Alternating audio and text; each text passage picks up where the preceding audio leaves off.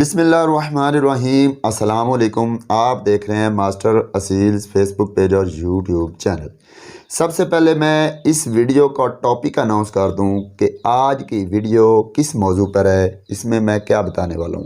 Thumbnail में भी आपने देख लिया होगा, टॉपिक पे भी आपने पढ़ लिया होगा, लेकिन मैं मज़ीद एलेबोरेट कर दूं कि इस वीडियो में मैं आपके साथ एक ऐसा देसी इंतहाई मौसर और साइड इफ़ेक्ट मुज़र असरात से महफूज देसी नुस्खा लेकर आया हूँ, जो आप कम उम्र पट्ठों तकरीबन 6 माह के 7 माह के पट्ठों में जो अर्ली एज में मुर्गे अडल्टिंग की तरफ जा रहे हैं, जिन्हें आप प्री मैच्योर एज कह सकते हैं, उस एज के पट्ठों को आप खिलाएं। इसका फ़ायदा ये होगा कि आपके जो पट्ठे हैं वो जब ब्रीडिंग एज में जा रहे होंगे, जब वो मुर्गे बन रहे होंगे, तो उस दौरान जो उनको रिक्वायर्ड हार्मोन्स चाहिए, जो विटामिन्स चाहिए, जो मिनरल्स चाहिए, जो उनको सफिशेंट मिकदार की एनर्जी चाहिए, वो उन्हें इस नुस्खे से बआसानी मुयस्सर होगी। आपके मुर्गे आने वाले दिनों में मजबूत बनेंगे, आपके मुर्गों की शाइन होगी, आपके मुर्गे अच्छे ब्रीडर बनेंगे। और अगर आप मुर्गे की गेम करवाते हैं तो वहाँ पे भी अपने स्टेमिना के लिहाज से, ताकत के लिहाज से, कार्यों के हिसाब से, हर लिहाज से वो अच्छी परफॉर्मेंस देंगे। तो ये टोटली देसी नुस्खा है। इस नुस्खे से पहले मैं लास्ट में 2 नुस्खे जो मैंने बताए कि उनमें चीज़ बताई मस्तगी रूमी, जिसे मास्टिक गम कहते हैं, ये करेक्शन कर लें। उस वीडियो में मैंने गलत बोला था, चूँकि इंसान है, इंसान के अल्फाज बाज़ औक़ात लामोहल्ला तौर पर गलत अदा हो जाते हैं, और वो मैंने गलत बोला था, मस्तक्रोमी लफ्ज़ बोला था। आप मास्टिक गम या मस्तगी रूमी नाम की चीज़ है, वो आप पंसार से लेंगे। बहरहाल आज की वीडियो में आते हैं। इस वीडियो में पट्ठों के साथ जो नुस्खा आपके साथ शेयर होने वाला है, इसका फ़ायदा आपको ये होगा कि आपके मुर्गे जब चूज़े की उम्र से पट्ठे बन रहे होते हैं, पट्ठे से आगे ब्रीडर बन रहे होते हैं, तो इस दौरान हर जानदार, जो हर जानवर है, जब वो मैच्योरिटी की तरफ जा रहा होता है, प्री मैच्योर एज होती है, तो उस दौरान वो उसका जिस्म बहुत सारी तब्दीलियों से गुज़र रहा होता है, बहुत सारी चेंजेस में से गुज़र रहा होता है। उसके अंदर हार्मोन्स बन रहे होते हैं जो उसके ज़ाहिरी खदोखाल को वाज़े करते हैं, या अंदरूनी उसके जो फंक्शंस हैं, जो ब्रीडर के फंक्शंस होते हैं, उनमें चेंजेस आ रहे होते हैं। जिस तरह के मिसाल के तौर पर एक चूज़ा जब ब्रीडर बन रहा होता है, या एक चूज़ा जब मैच्योरिटी की तरफ जा रहा होता है, तो उसका कौम निकलता है, उसका ताज बन रहा होता है, उसके स्पुर्ज निकलते हैं, जिसे कांटे कील कहते हैं, खारें कहते हैं, डुक कहते हैं, वो निकल रहे होते हैं। दुम के अंदर सरियाँ निकलती हैं। उसके खदो खाल जो होते हैं वो नरों वाले हो जाते हैं, वो मेल पार्ट्स बनते हैं, जिस तरह एक मेल के होते हैं, फीमेल से अलग। तो अंदरूनी तौर पर भी चेंजेस होती हैं जो उसे एक मेल वाली खसूसियात देती हैं। तो ये सब चीज़ होती, सारी कहानी पीछे होती हार्मोन्स की डिवीजन से।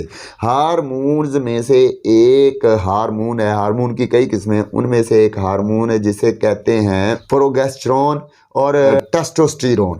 ये 2 हार्मोन्स हैं जो नरों के अंदर इसका एक ख़ास लेवल होता है। तो इन हार्मोन्स को और मज़ीद इनके विटामिन्स को, इनकी कुव्वत मुदाफ़ियत को, इनके अंदर मजबूती को बढ़ाने के लिए ये नुस्खा है। इसके सबसे पहले आप इंग्रेडिएंट्स नोट कर लें। इंग्रेडिएंट्स मैंने लिखे हुए हैं, क्योंकि 8-10 इंग्रेडिएंट्स है तो ज़ुबानी बंदे को भूल भी जाते हैं। तो सबसे पहले आप 6 चीज़ें अलग से नोट करेंगे और उसके साथ 5 चीज़ें अलग से नोट करेंगे। ये नुस्खा एक ही है, लेकिन ये टोटल 11 चीज़ें, 6 चीज़ें अलग रहेंगी, 5 चीज़ें अलग रहेंगी। 6 चीज़ों में आपने पहले नंबर पे जो चीज़ लेनी है वो है दाल मसूर। आपने लेनी है दाल मसूर 200 ग्राम।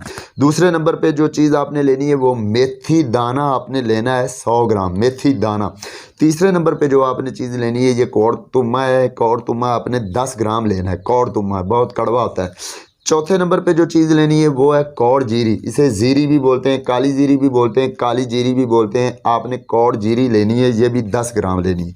5वें नंबर पे आपने लेनी है देसी अजवाइन, ये भी आपने 10 ग्राम लेनी, पंसार से मिलेगी। 6ठे नंबर पे आपने मोरिंगा के पत्ते लेने हैं। मोरिंगा जिसे पंजाबी में या उर्दू में सुहांजना भी बोलते हैं, ये भी आपको पंसार से बआसानी मिलेंगे। मोरिंगा के खुश्क पत्ते वो आपने लेने हैं तकरीबन 20 ग्राम। 7वें नंबर पे आपने मोरिंगा के बीज लेने हैं। मोरिंगा वही पौधा है, मोरिंगा के बीज वो आपने लेने हैं 30 ग्राम। ये टोटल 7 चीज़ें अलग हैं।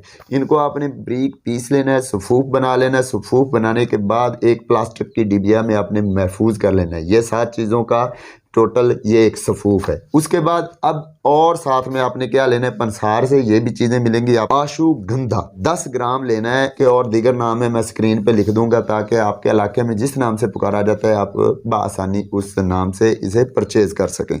दूसरे नंबर पे आपने लेना है तुखम कोंच। तुखम कोंच भी आपने 10 ग्राम लेनी है। उसके बाद जी तीसरे नंबर पे आपने भकड़ा लेना है। भकड़ा को गोखरू भी बोलते हैं, भकड़ा को खार खस्क भी बोलते हैं। ये भी आपने 10 ग्राम लेना है।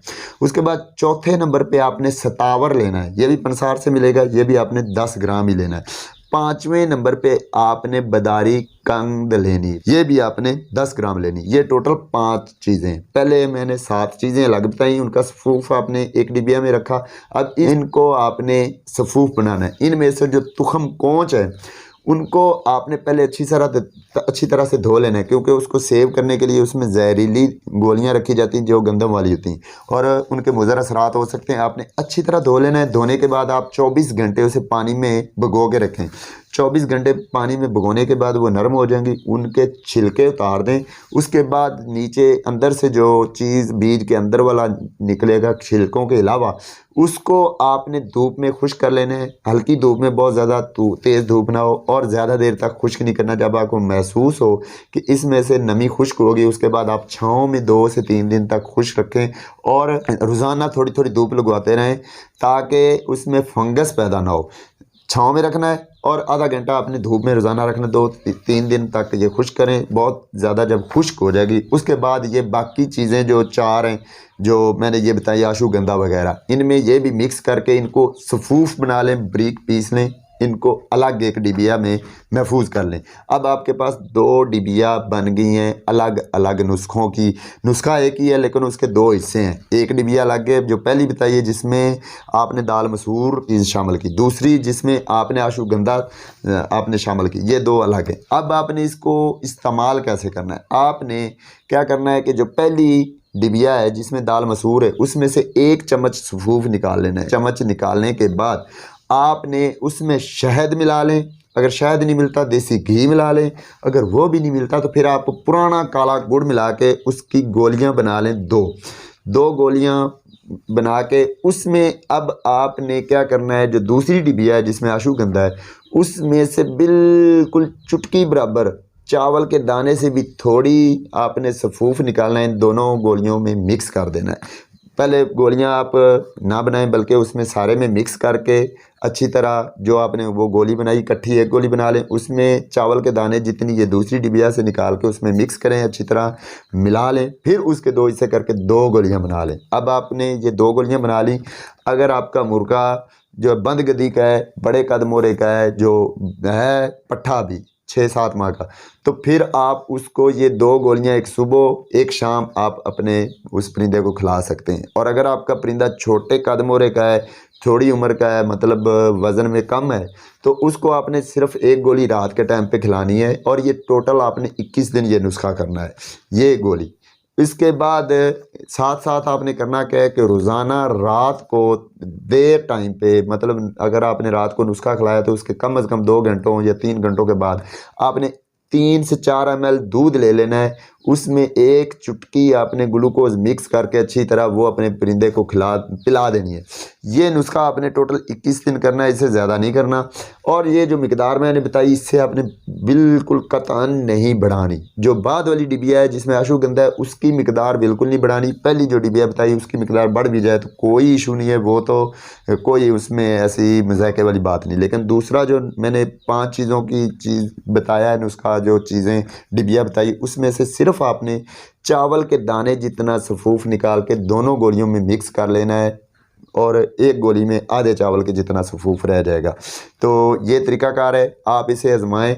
इससे आपके मुर्गों के अंदर एंड्रोजन, मुर्गों के अंदर टेस्टोस्टेरोन ये इसका लेवल बढ़ेगा, आपके मुर्गे मजबूत होंगे, आपके मुर्गों के अंदर जो मजबूती आएगी, पल्लों की मजबूती, परों की मजबूती, ब्रीडिंग की मजबूती, प्री मैच्योर एज जो है वो बेहतरीन हो जाएगी।